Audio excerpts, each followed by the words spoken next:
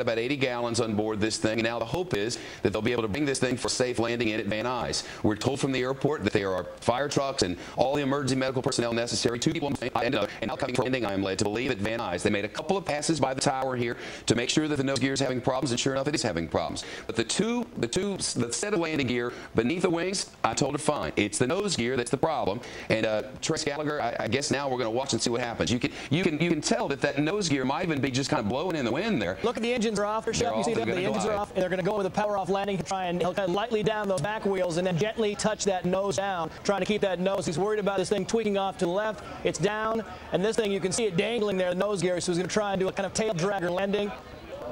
Going over. And that is the best case scenario for what could happen. You didn't want that landing gear to tweak that plane to the right. So as bad as it looks, that right there is a picture-perfect landing for the circumstances, Chevy. Yeah, I'll say. I mean, now Spark, it would appear that we're about to hit the 2 out. The key to all this was to cut the power, get rid of as much fuel as you could, then kind of get back on your haunches, as my grandmother might have said back in the day, so that you touch down with those the landing gear that are beneath the wings, and then just sort of use the back end as a way to brace yourself, knowing that at some point it's going to tip forward, but hoping that by then your forward speed was down to the point where it wouldn't tip over itself and it wouldn't create sparks, which could cause a fire, and all the best came to be. That's exactly right. You know, and the bottom line here is that there was a one-time shot because they turned the engines off. You're not going to flip them back on. There was talk of a touch and go. This was commitment. They came in, they landed on the back, and they're the pilot. I mean, look, you don't practice for this kind of stuff. This is one of those things where you learn on the job, and he did really a magnificent job of landing that plane. But big smiles on those faces too, T. Galley. And now the spacemen are out.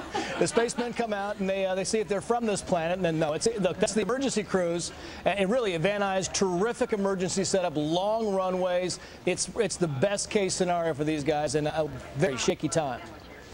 All right, so down they go, and everything is just as picture perfect as it can be. And a lot of people are emailing Trace saying they should have been able to get that nose gear down. There are backup systems, and it should have been fine. Well, apparently the backup... Oh, it was dangling. If we could run that video back, Chef, I mean, go back. It was dangling. It wasn't up or down. That thing was torn to pieces. If you run the video back where the plane touches down on the back wheels, the front landing gear was like flopping around. There was no bringing that thing up or down. It was busted, plain and simple. They tried everything they could to lock that thing down. We watched this thing for 45 minutes. They were shaking it up and down. They were trying to bring the nose over while it was in the air, trying to shake it down. They did everything they could. It was not going to come down. So it's not a matter of, hey, they could have got it down mechanically or manually. They just couldn't. It was busted. These guys all smiles and thumbs up, and now one of them describing the wobble as they were on the way down.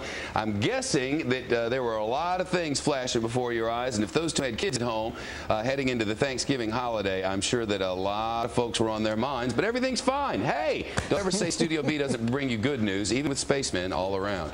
Good job to the folks there on the ground at Van Nuys. Well, a group of Russian war